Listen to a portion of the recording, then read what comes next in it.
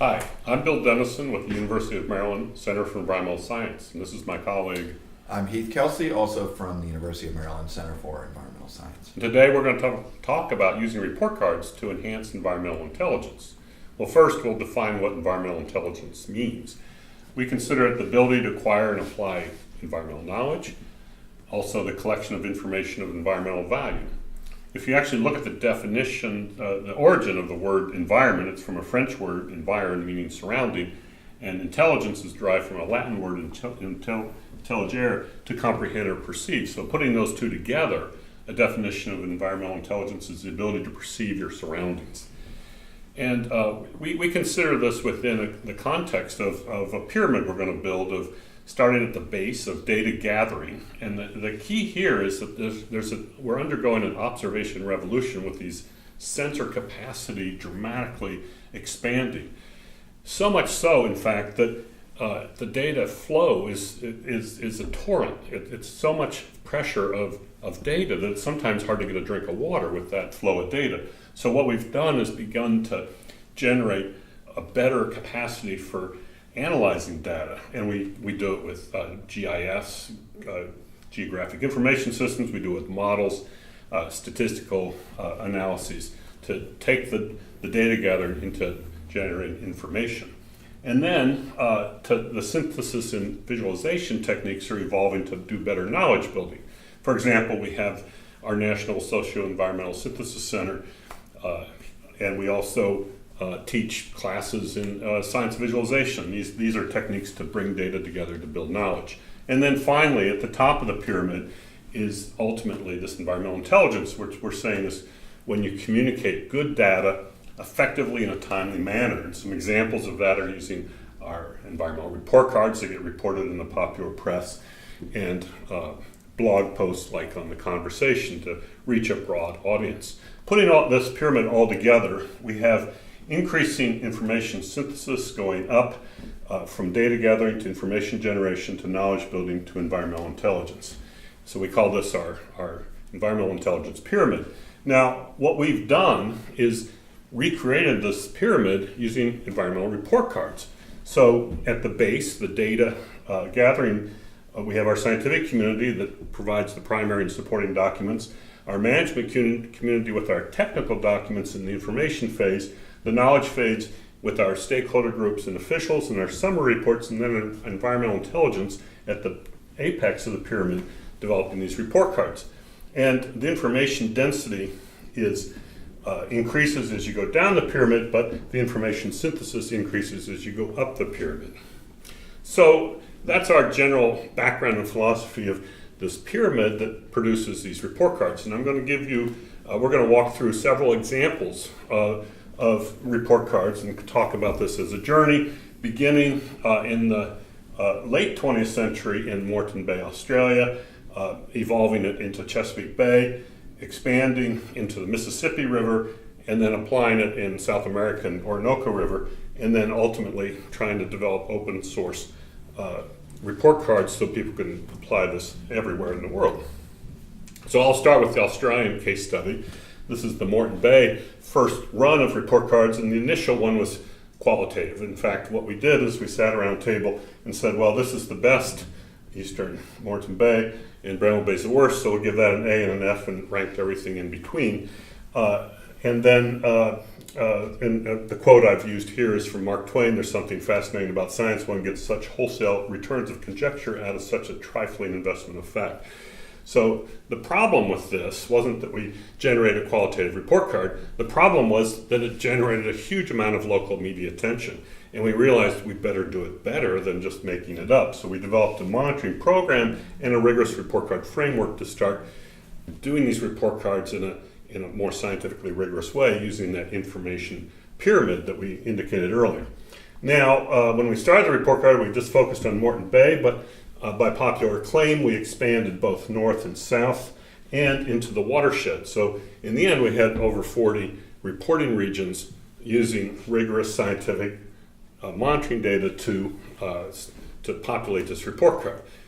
Let's hear the view of the report card from the Moreton Bay Councilor, Mayor Alan Sutherland, who was involved from the inception of this. It's invigorating to sit down and see a report card and see an improvement. And you think it hasn't been a waste of time. It's there, you can see it. And it's a cleansing feeling to me. I think the report card was the most brilliant, if not the standout of all of the achievements. We can talk about our little battles and wars along the way, the aquatic piggery, the sewage treatment plant, and educating kids and getting everybody on board and developing a social conscience of what we're doing. We can do all of that, but unless we've got a yardstick, unless we've got some way of hey, an education isn't much good unless you get a mark. How good a scientist is Bill? Well, I don't know, have a look at his mark. He don't get any marks. How can we do something if we didn't have that comparison to be able to retrospectively look back at where we were and are we making a difference? The report card, I believe, has been the single biggest contributor to developing that social conscience I was talking about. Then after that beginning of report cards in Brisbane, Australia, report cards have expanded throughout Australia. And one of the reasons is that this really was championed by the Brisbane Lord Mayor, Jim Sorley. And let's hear what Jim has to say about report cards. But politicians and communities don't like to be confronted with facts that don't suit the narrative. And, I knew how bad the river was. We'd been on the bay and seen some of the loss of grass, sea grasses. I visited sewage treatment plants and looked at them all. And people used to tell me stories, we used to go to the Inverpilli treatment plant and that's where we caught the fish because the crap was in the water. And so it was pretty clear that there was a need for something to be like a dashboard. And now in business, in corporations, there's the famous dashboard, red lights, yellow lights, green lights on your key performance indicators. So, the report card was a very early dashboard. And, maybe we should be claiming the ownership rights of the dashboard around the world because that's what it was. And it was a way for councils, the state and the feds and the communities and all those people who were doing bits of clean up and planting trees and grass on the rivers to actually document in a simple visual form how we were going. So I think it has played a very critical role in the confrontation of reality, and that's what the report card is. So we can bump our gums and say we've done a wonderful job, but if the science is showing that we've got a long way to go, it's important that we take the science on board. So the report card has been a very important challenge and stimulus to the whole process. And then applying report cards to Chesapeake Bay, we decided to emulate this process in Chesapeake Bay. Chesapeake, unlike Moreton Bay, where there wasn't an existing monitoring program, had a huge active monitoring program with lots of data but very little synthesis. So we tried to convert these, at the time, paper copies of data into synthetic report cards. The challenge wasn't lack of data, but the lack of organization of data. There were 101 indicators that were being tracked by the Chesapeake Bay program, and they mixed the state and response indicators together so they could indicate how much submerged aquatic vegetation was there, but they would also count how much was planted, and they're important, both important but very different. There was no hierarchy, no combined indices, no stories. You couldn't say, how's the bay doing? Because there were 101 different answers. The conflicting stories were panned out into the press. They had some happy talk, which was documented in a book called Chesapeake Bay Blues, and a lot of doom and gloom about the process, about the perceived process. And that was captured in a Washington Post article that really galvanized the government into developing the strategy that they needed more accurate reporting. So we developed a Chesapeake Bay report card working in close conjunction with the Chesapeake Bay program using their monitoring sites, a series of indicators, and produced this first report card. And in subsequent years, we've been tracking this report card in a whole variety of indicators in 15 different reporting regions, and we have a website in which these trajectories of each indicator for each of the reporting regions can be tracked and maintained. This also spawned a lot of media attention. This report card made it into the front page of the local papers, but then over the years, we started realizing there was a national appetite for these results, and the 2016 report card reached 120 million people, way more than the 20 million people in the watershed. The other thing that this report card did is it created an appetite for regional report cards by citizen science groups. River keepers and water keepers in the region started developing their own report cards, and we helped that effort, or used in conjunction with the river keeper groups, developed analysis protocols for freshwater and estuarine indicators to support it. We also produced a book, Integrating and Applying Science, a practical handbook for effective coastal assessment. And this book talked about obtaining environmental data, again with the same environmental intelligence pyramid, analyzing data, building community knowledge, and engaging the community. So that's a common theme in the way we've done that.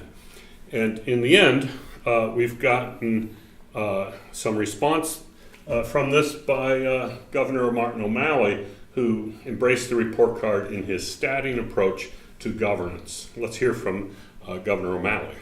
Well, unlike crime, where the goal was put the dots on the map, reduce crime, what we have to reduce in the Chesapeake Bay are the things caused by our own actions. The inflow of nitrogen, phosphorus, sedimentary pollution. And so what did we do? We modeled the Chesapeake Bay. Belief space, a map divided by 10 different watersheds in the state of Maryland. We arrayed a suite of 36 actions that we knew would reduce those harmful flows of pollutants into the bay. And instead of having a 40-year hope that we'd clean up the bay, we set a 2-year deadline, a goal. In fact, the difference between a dream and a goal is a deadline. And we brought people together in a cadence of accountability, asking every 2 weeks, are we doing better on cover crops, doing better on upgrading our sewage treatment plants, curbing septic sprawl than we were doing before. And as a result, last year, the health of the Chesapeake Bay was the best it's been since 1985. In fact, that might be the first improvement in the health of the bay in 350 years. Great. Well, one of the things that happened with the report card as kind of an industry is that, as Bill said, they blossomed. We had several report cards, and we've been working on report cards that were based on the Chesapeake Bay report card around the world and around the region. But all of those report cards, until this one in the Mississippi River, were really based in ecology and ecological science. So the Mississippi River Basin report card was one of the first ones that we did that looked at things beyond ecology and natural science systems. So working with GNC and lots of other stakeholder groups, we developed a report card for the Mississippi River Basin that included other things. So economy, transportation, we had environment, but also flood control, water supply, and then recreation. These are all things that people valued in the region, and we wanted to include in the report card. We recognize that it can't all be about ecology only. If we want to make advances, it has to be included in the social ecology system.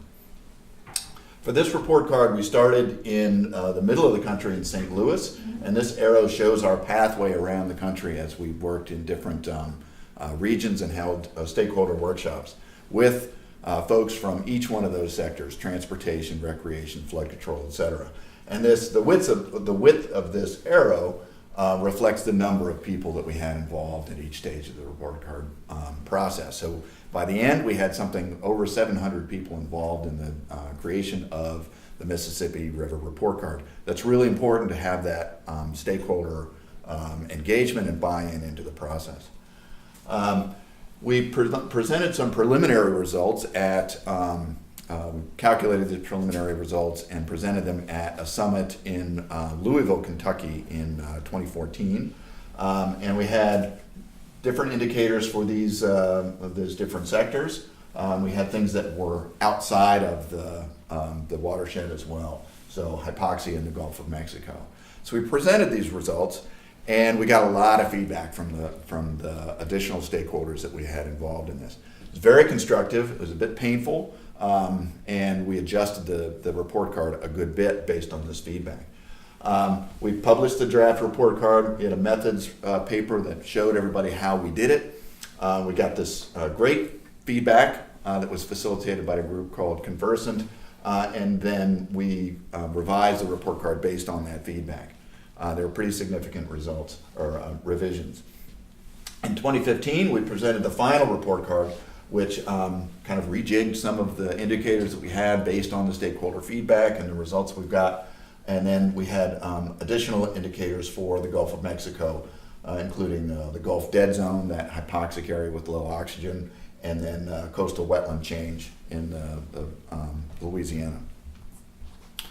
So this was one of the first report cards that we did that incorporated things outside of the natural sciences, so ecology and things. That caught the eye of the World Wildlife Fund Federation, and we've been working with them since 2016 on report cards, or 2015 on report cards in different regions that also build on this idea that we should incorporate social, cultural, economic factors. Our initiative was called Healthy Rivers for All, and we reimagined the process a little bit, really focused more on the stakeholder assessment and engagement than we had in the past. It's much more of a focus of what we're doing. Achieved a little bit of balance in the social and environmental concerns, so social ecology, and a new focus on, okay, here's the results of the report card, but what can we do about it? How are we going to improve conditions? How are we going to use this report card to help make improvements in these places we're working? So this is just a few photos of the process. Again, very much focused and led by stakeholders. We really want that deep engagement from stakeholders to develop these report cards. I think it's really important, and it's become a big focus of ours in developing the report cards. The Orinoco River Basin report card in Colombia, South America was the first report card that came out in 2015. We have, again, basin values that reported on things like biodiversity and ecosystems, but also management and governance, economy, people and culture, and then water as a resource and for ecological systems. We also divided, similar to the Chesapeake Bay report card, we divided this basin up into 10 smaller basins, and we have inserts that reflect on the conditions in each one of those basins, smaller basins. And you can see here the results. We can see that in the headwaters we have some grades, but then over here we have down in these areas where we have more development, more pressure. We have a little bit more pressure on the grades as well. So we didn't do as well in those areas. From this experience, we also we documented what we did. And how this process works. We created a practitioner's guide for the development of river basin health report cards. This has been really helpful for folks that want to create their own report cards, and we've based our course around this practitioner's guide. As part of this process also, we wanted to document how much impact we're actually making or having with people going through this process and creating report cards. And we asked folks, we said, folks that we have worked with on developing report cards, what did you think about them? Well, 80% of them responded that report cards increased public awareness. That's something we expected. They're great awareness tools to communicate issues to people. 50% reported that they had a positive effect on stakeholder behavior and resource allocation. We're very happy about that. I mean, I don't think that's something that we really expected. but 50% of the people said the report card actually had an effect on stakeholder behavior and the way that people were allocating financial resources and other resources to improve their basins. 60% responded that report cards had a positive impact on their basin, which is also great news. 86 responded that the report cards increased the demand for additional information. So these really whet the appetite of the community to learn more about their watershed. And then 97% said this is a great exercise. Everybody should do one. And so we took that as very positive news. Again, the value that we're placing on the ability to bring stakeholders together to talk about the stuff and to understand the condition of their basin and develop a vision for their ecosystem and their basin is really important. Just being able to get people with different perspectives to come together and work on something together and develop this common vision for their region and their ecology and their system is really, really important, and has led directly to new collaborations, new partnerships and things. It's really important. And we also had, we understand that there are folks along a continuum of, acceptance of these types of things. So we have at the front end, these people are already engaged in their watershed. They want to make improvements. They're like, hey, follow me. Everybody should be doing what I'm leading by example. This is what we should do. There are other folks that are, almost there, but they need a little help to get there. They say, "Oh, help me do this." And then others are a little bit more skeptical. They're like, "Well, you got to show me what's happening here." And then there's a big group of people down here at the other end. Convince me. You've got some work to do to tell me, what we should be doing. And then there's these folks down here that are just never going to do it unless you make them do it somehow. And so the report card, we feel, can speak to each one of these groups. We can provide, we can showcase some of the efforts that are going on of the leaders in the community. We can help people understand what they could be doing for this group. We can engage people in the process of developing the report card and the content for the report card. We can show people what the consequences are, and then we can really just keep exploring and developing things with people at the far end. Just keep that dialogue going. So the report cards, by engaging these stakeholders across that spectrum, merge multiple knowledge streams and different value systems to co-create new knowledge. So you bring in these values and knowledge and do that to come up with a co-designed, co-developed product.